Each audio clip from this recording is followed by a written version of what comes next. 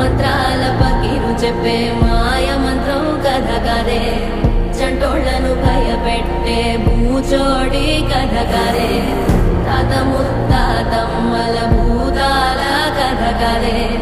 విక్రమాదిత్యుడు చెప్పిన వేదాళుడి కథ కదే దీపము నుండి దెయ్యం వచ్చే అల్లావుద్దీన్ కథ కదే ఇది ముడత చర్మం ముసలి చెప్పే కథ లాంటి నిజమే